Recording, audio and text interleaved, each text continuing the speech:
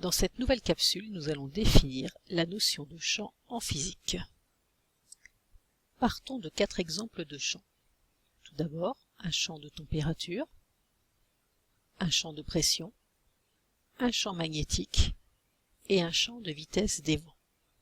À partir de l'observation de ces champs, on peut définir ce qu'il faut pour faire un champ. Il va nous falloir 3 ingrédients. Tout d'abord, une portion d'espace bien délimitée, bien définie, qui peut être une ligne, une surface ou un volume. En plus de cette portion d'espace, il faut une grandeur physique. Celle-ci devra être quantifiable, c'est-à-dire qu'on peut lui associer une valeur que l'on pourra mesurer directement à l'aide d'un instrument ou trouver indirectement par l'intermédiaire d'autres valeurs. Ces grandeurs physiques pourront être la masse, la température, la pression, la concentration, la vitesse, le volume et bien d'autres encore.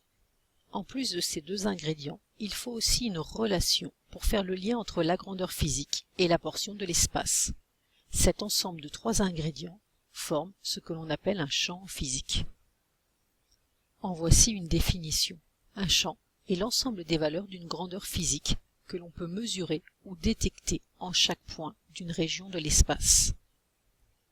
Il existe 2 types de champs, le champ scalaire et le champ vectoriel. Un champ scalaire est un champ dont la grandeur physique est une grandeur scalaire, c'est-à-dire une grandeur qui est définie entièrement par une valeur chiffrée. Par exemple, la température dans les champs de température. Un champ vectoriel, lui, sera associé à une grandeur vectorielle, c'est-à-dire une grandeur qui, en plus de sa valeur chiffrée, devra être définie par une direction et un sens.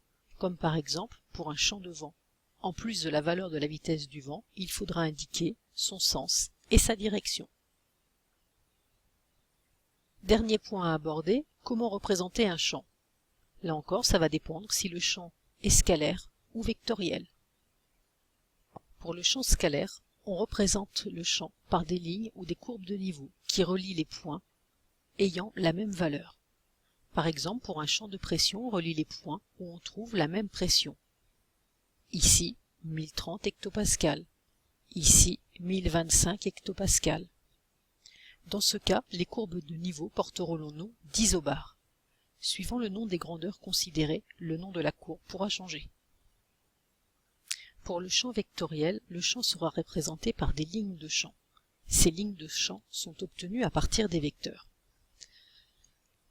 Par exemple, pour le champ électrique suivant, les vecteurs champ électrique sont tracés autour des différentes charges électriques. Ici, ici, ici en noir. La ligne de champ est obtenue par tracé de la tangente aux différents vecteurs. Ici, ce sont les lignes qui sont tracées en rouge et elles sont à chaque fois tangentes au vecteur champ électrique.